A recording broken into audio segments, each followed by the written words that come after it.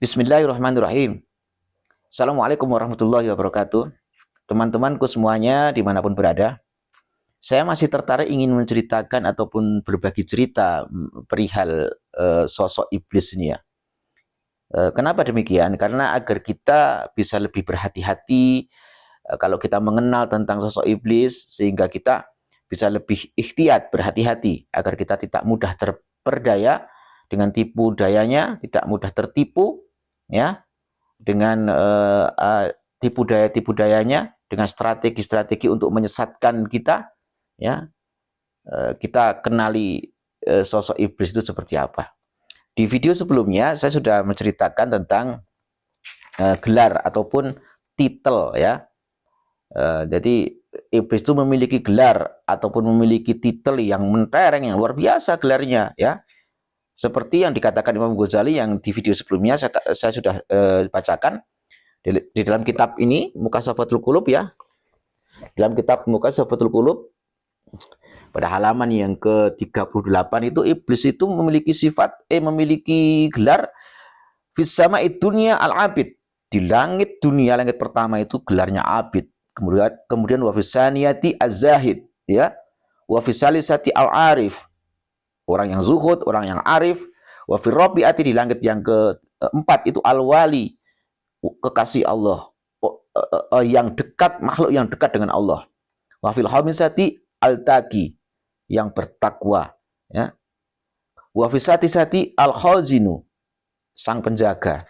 Wa fis sabiati azazil, dan gelar yang paling mulia itu kan azazil, artinya kan kemuliaan ya. Gelar yang diberikan Allah kepada iblis itu awalnya itu banyak sekali. Jadi bukan hanya LCMH, gelarnya bukan hanya Gus, bukan hanya Gus. Oh, Gus, nggak ada apa-apanya. LCMH nggak ada apa-apanya. Iblis ini gelarnya luar biasa, teman-teman ya. Tapi akhirnya apa?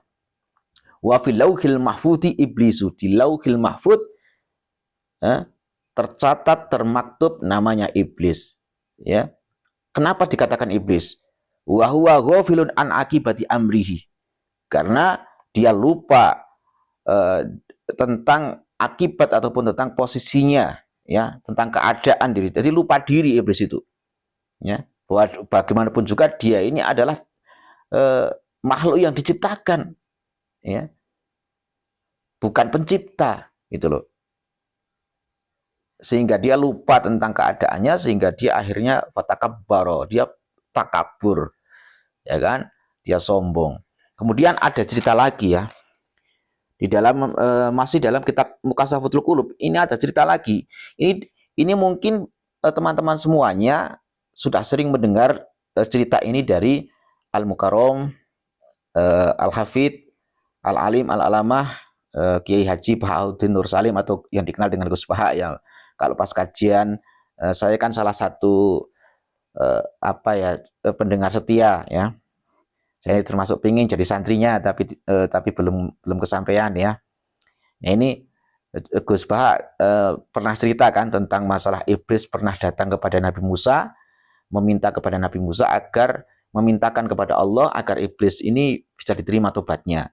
Intinya ada niat baik melalui Nabi Musa, tolong sampaikan kepada Allah, saya ingin bertobat gitu. Pernah kan ada kajiannya itu di Gus Baha, dan itu benar, sedako qaulu Gus Baha, benar apa yang disampaikan Gus Baha itu, dan memang ada di dalam kitab Muqashafatul Qulub ini ya.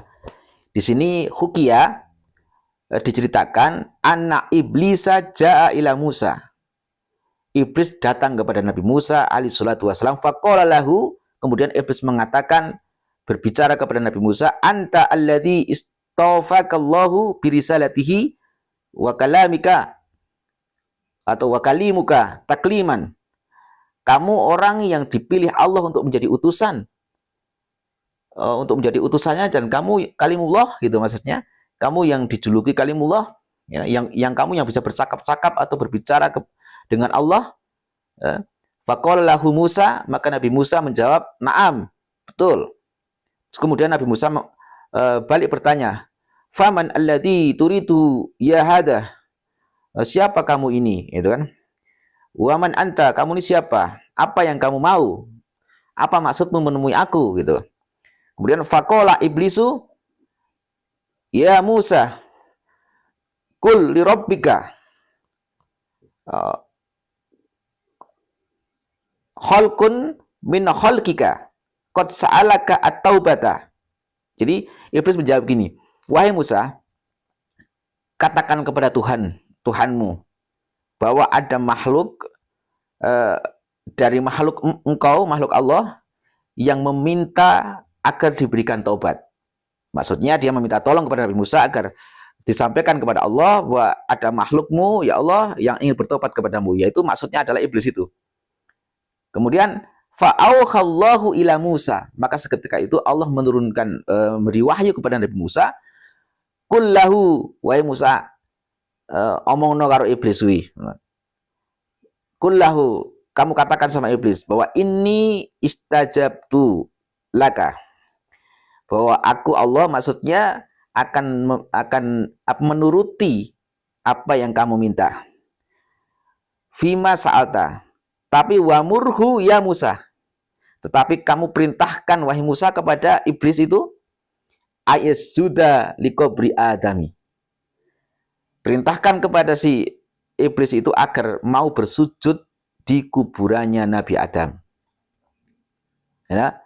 Kemudian faida sajadalahu qabiltu taubatuhu wa ghafartu lahu dzunubahu. Kalau dia mau melakukan itu, ya, kalau iblis mau melakukan itu sujud di kuburannya Nabi Adam, maka aku akan menerima tobatnya dan aku akan mengampuni segala dosa-dosanya. Fa'akhbarahu Musa. Kemudian Nabi Musa menyampaikan itu kepada iblis. Yo, pokoknya tobatmu harap diterima. Tobatmu akan diterima oleh Allah, dosamu akan diampuni, tapi syaratnya kamu mau bersujud di kuburannya Nabi Adam. Wah, iblis metu asline, ketok asline. Aslinya muncul sifat aslinya iblis, ya. Fagodoba iblisu wastakbaro, maka iblis itu marah dan dia tetap berbangga diri, bertakabur. Waqala, kemudian iblis mengatakan, ya Musa, anna lam asjudu lahu fil jannah fa kaifa asjudu lahu wa huwa mayyitun. Hei Musa, bagaimana mungkin aku mau bersujud kepada di kuburannya Adam. Dulu saja selama Adam masih di surga, saya tidak mau bersujud, apalagi sekarang dia sudah mati. Nah, itu loh. Apa pelajaran yang bisa kita ambil dari kisah ini? Ya, dari kisah ini, kisah percakapan pertemuan antara iblis dengan Nabi Musa alaihissalatu wassalam ini.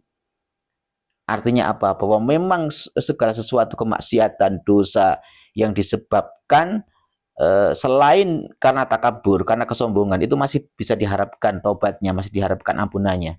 Tetapi seseorang yang melakukan suatu kemaksiatan, keingkaran, dosa kepada Allah SWT yang dilandasi dengan kesombongan dan keangkuhan, maka sulit sekali untuk diharapkan taubatnya dan ampunannya. Semoga kita dihindarkan dari fitnah iblis. Semoga kita dihindarkan, diselamatkan dari tipu daya iblis. Wallahu a'lam bishawab.